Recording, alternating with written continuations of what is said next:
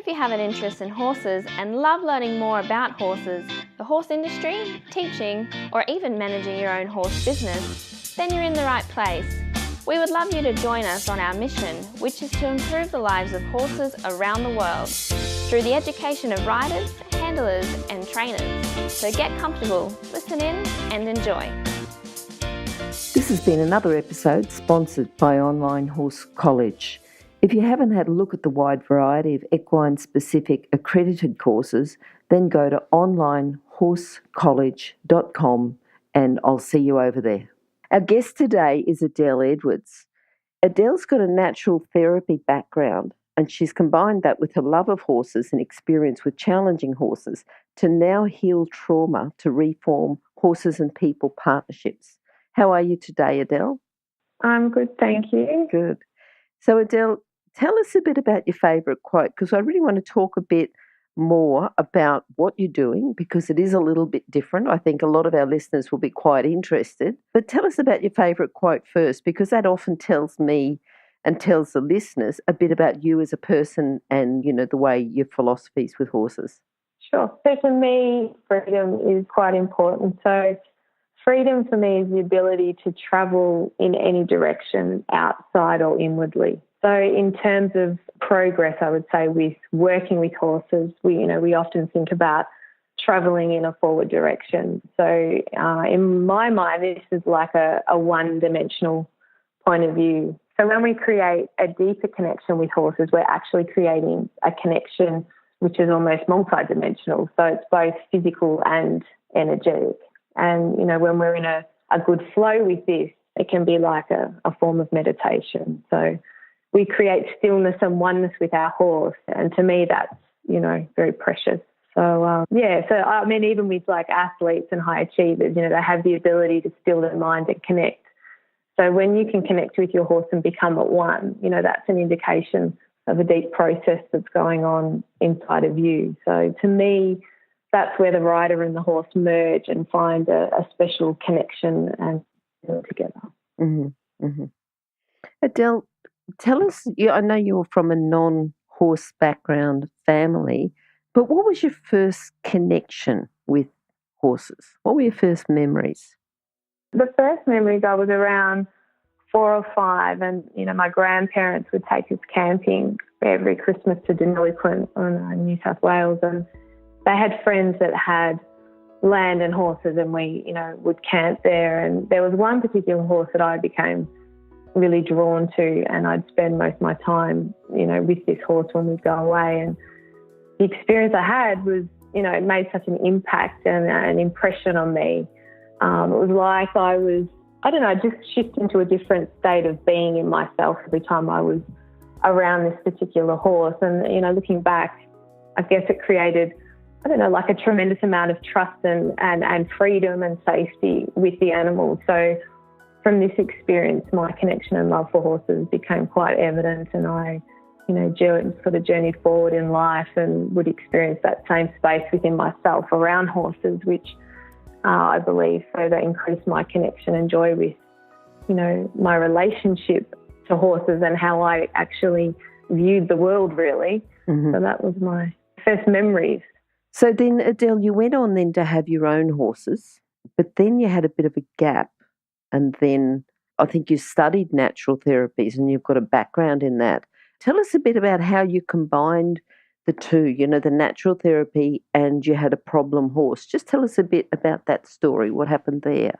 I have the background in natural therapy, and I worked for the last 20 years with people, and, you know, had got back into horses and ended up with a horse that was quite challenging, and I just had a connection, was very drawn to him, but he wasn't the most easiest horse. He'd had a really bad start and he was quite traumatised and quite scared and athletic, and so he was a bit of a handful when I first got him. And so I, having used this particular healing technique that I used with people, started to apply this to my horse, and, you know, the difference in him in a very short period of time was quite amazing. And I just started to use him as my case study with applying this form of therapy with the horse.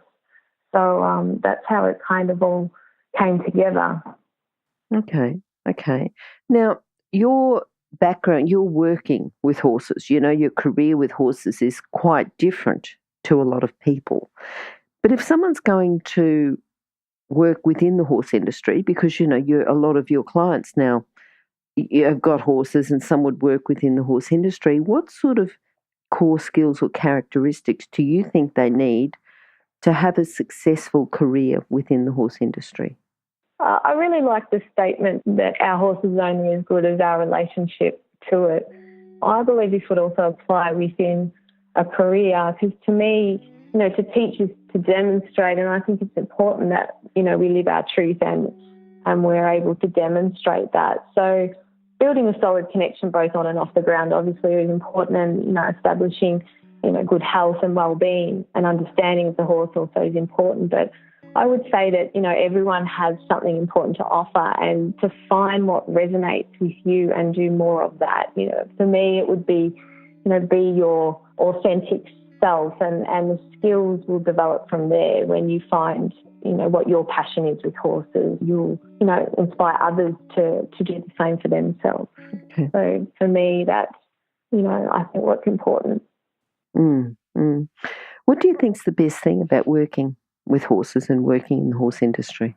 For me is actually, I do like working with situations that are challenging or different, or people that are struggling to find answers for why their horse has, certain issues, and then being able to bring ease and some sort of help and support is what inspires me and drives me to do what I do. So I enjoy trying to work out and help with these issues and try and find an answer or find a way of bringing more ease, I guess. So that's something that really.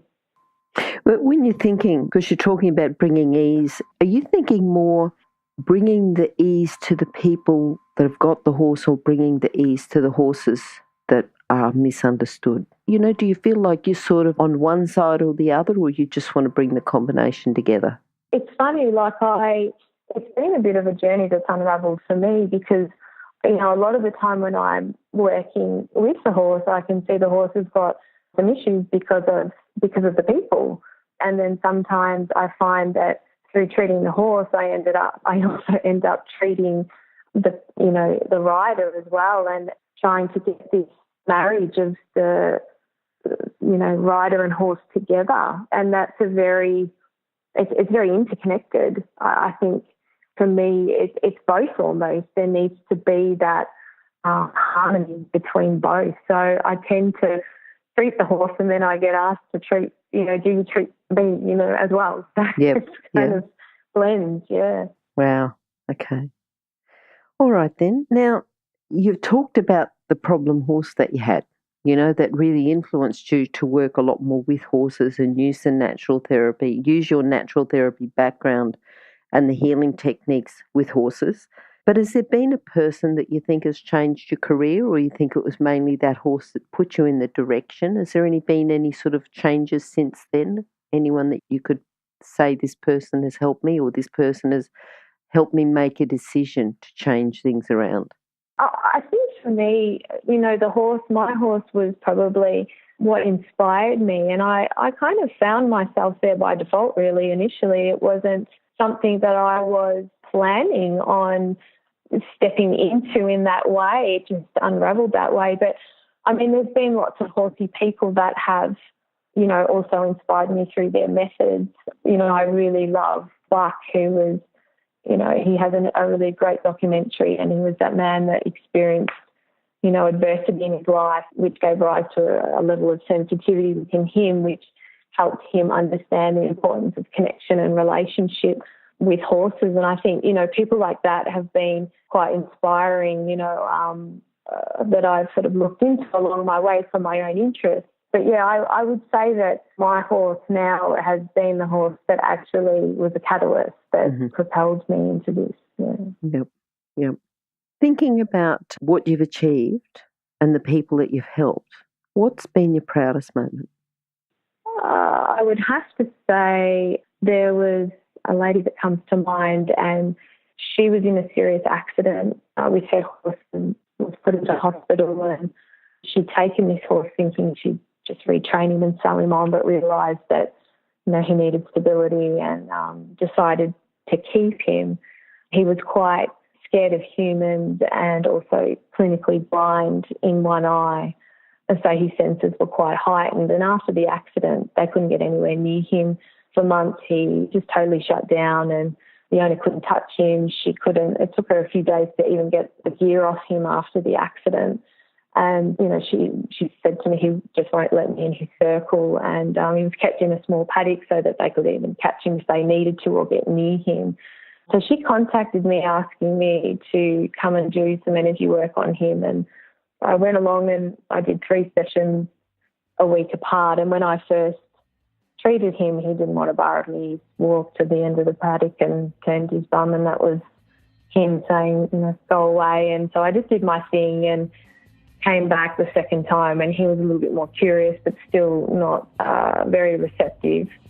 But the third time was when he really shifted, and he walked up to me and he stood the whole time at the fence while I treated him. And then after that, everything changed. It was like his fear and his anxiety had just dropped, and she was able to then catch him and start to handle him again. And now she's, back on riding him. And, she said, I haven't been able to ever put him in a paddock without a halter on, and previous owners had the same problem, otherwise they wouldn't catch him. And now he's in the paddock. He's like a different horse. It's almost like he was able to improve even more so than before she'd had the accident. So, It's almost like a movie, isn't it? It's almost like a story of a movie that you just think, wow, that would be, very emotionally moving type of movie to go to.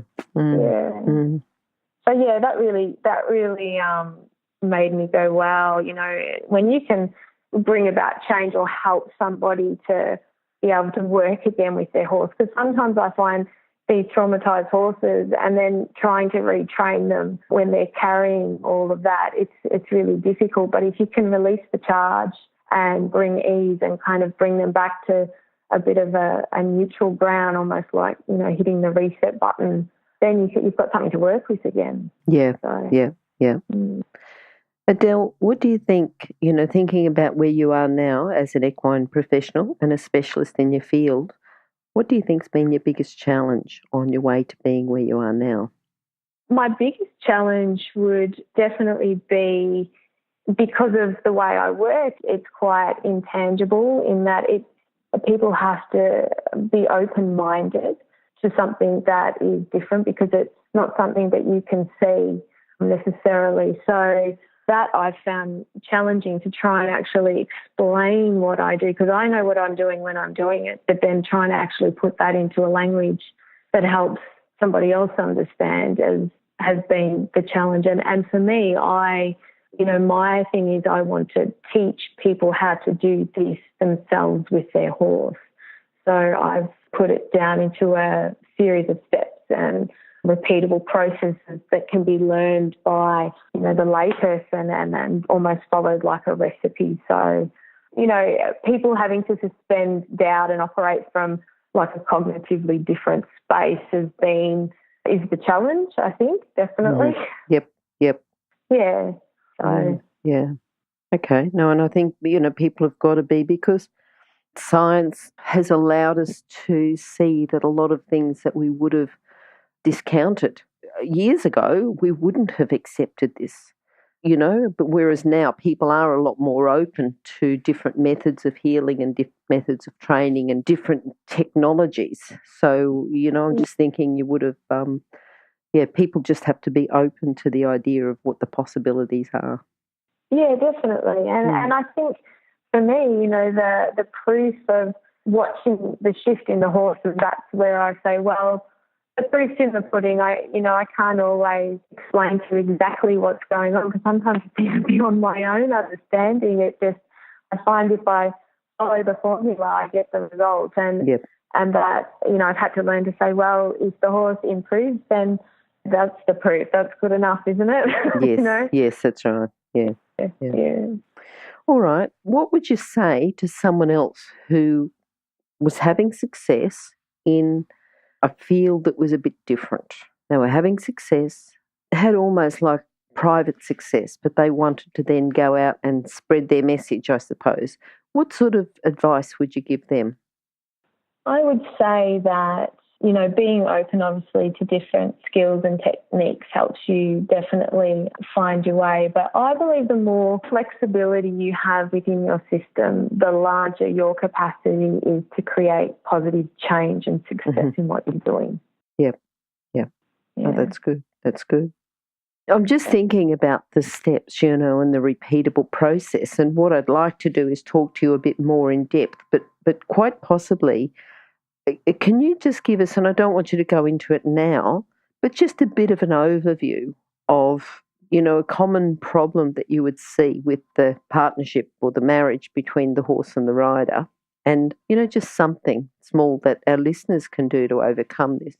Well, I believe that, obviously there's more to life than the obvious, and the relationship you have with your horse can be symptomatic to what's happening within you. So when you help your horse release its stress, then it's like you're able to help it understand what you're asking. And I believe from there, the transformation between and the dynamic between rider and horse shifts. So increasing the connection and the joy you get from riding and handling horses, I think, is a result of that. So that would be my, thing that I see that people could work on to help their workings with horses. Yeah. Wait, can you hear anything? No?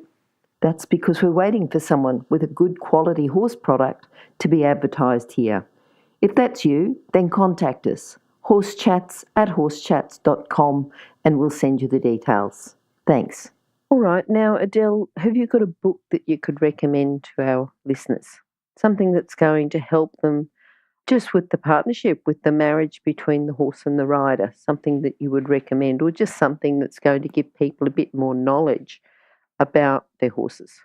Look, I really love Steve Brady's work, and I think his book, A Formula for Success, is a really great book because the way he explains training methods with horses, I think is a really great way. Yeah, so I would recommend that book. I really enjoyed that book.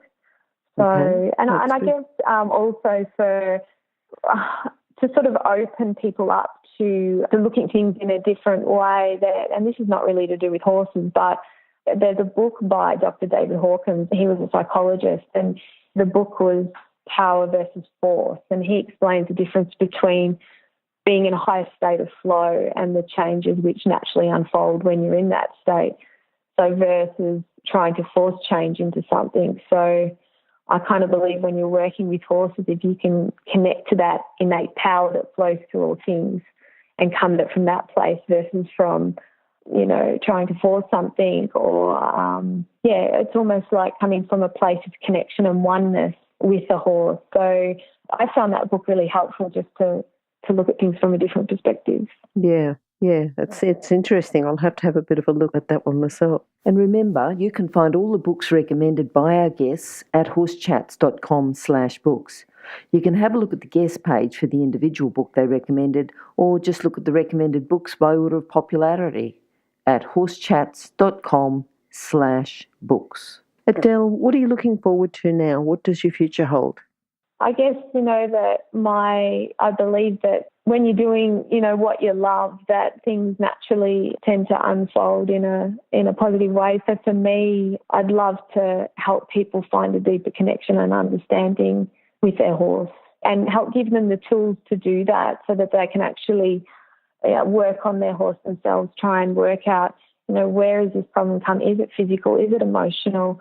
How can I, clear this from my horse's system? How do I form a deeper connection and get in sync with my horse and have a more intimate connection? So that's what I'm hoping for in the future, to show people how they can do that. Yep. I think that's good. Okay, now what about if you can sum up your philosophy with horses into a message for our listeners? So for me, what I said before, our horse is only as good as our relationship to it. So establish a connection and find your authentic expression and live that. Don't be afraid to live it. So that's my philosophy. Okay, that's good. That's good. Okay, Adele, how can people contact you? My website, adeleedwards.com.au. I also have a Facebook page, Adele Edwards, where there's some things on there that may be of interest. And, yeah, all my contact details are on the website as well. Fantastic. All right, Adele, well, hopefully we'll talk to you again sometime soon and go into a little bit more depth about the steps, repeatable process that can help people get a deeper connection with the horse and a deeper understanding as well. So it's been really good talking to you. And I've got to say it's a different Adele Edwards to the barrel racer Adele Edwards. And I'm sure, do you get that mix up often? Look, I actually did the other day. A friend of mine sent me a paper clipping and said, have you been doing something that we don't know about? Yeah. So, yeah, that was quite funny. Okay. All right, Adele, good to talk to you, and hopefully we'll talk to you again sometime soon. Lovely. Thank you. Now, if you're still there, you probably know that I'm absolutely passionate about education within the horse industry. That's why I host this podcast. My other venture is Online Horse College. Have a look now at onlinehorsecollege.com and I'll see you over there. Remember that our comments and instructions are general in nature and do not take into consideration your individual horses or your individual ability and circumstances. If you enjoyed this podcast, then please leave your comment below.